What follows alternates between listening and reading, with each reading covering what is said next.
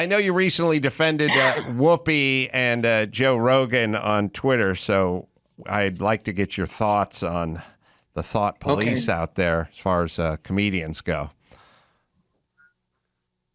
Oh, is it? Oh, I thought you were going to go. We're going to commercial when we come back. Oh, that sounded like a tease, but no. No, yeah. For me, it's different when because I've known these people forever. I met Whoopi in 1985, so I know her. She's a great person. So, and then I remember years ago asking her, how did she come up with her name, Whoopi Goldberg? This was like I think it was a set of Rat Race, the movie we did like in 2002 or something. One. So she said, her real name's Karen Johnson, right? So I said, how did you come up with Whoopi Goldberg? It's so funny. She goes, well, actually, it's real. I go, what do you mean? She goes, well, I was going to be Whoopi Cushion. I thought it'd be funny. And then my mom said, well, if you're going to do that, why don't you do something funnier, but it's real, Goldberg. She goes, what do you mean? She goes, we have relatives, the Goldbergs. We're part Jewish. I go, and I said, you're part Jewish? She goes, yeah. She goes, John, I have family reunions. And there's Black people there, Chinese, and Jewish, and there's a family resemblance between all of them.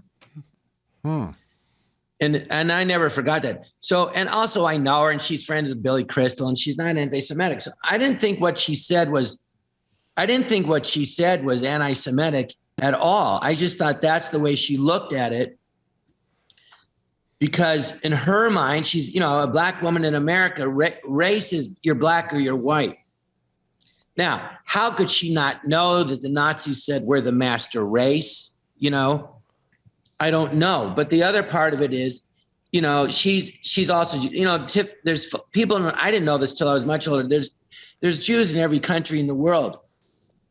Japan, China, there's in Ethiopia, they're called Falasha Jews.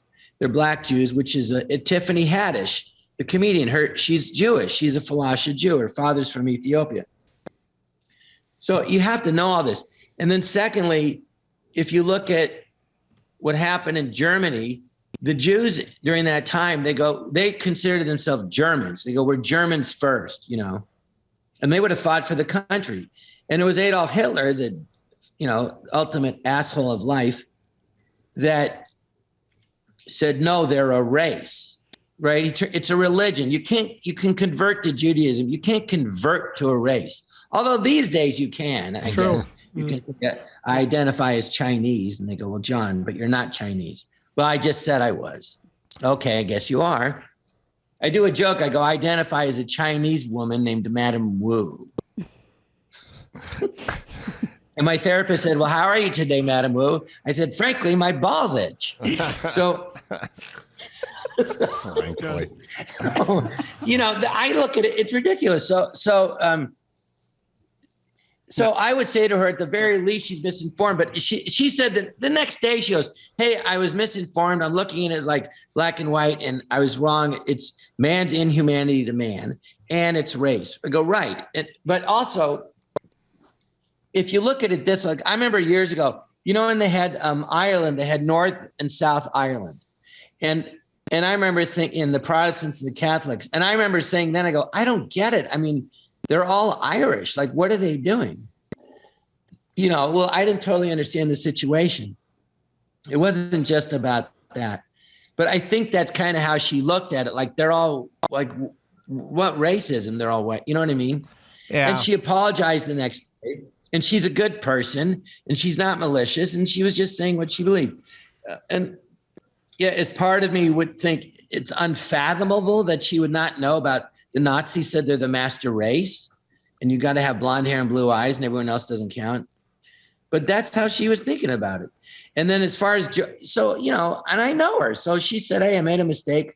So to me, it's not that big a deal. And then Joe Rogan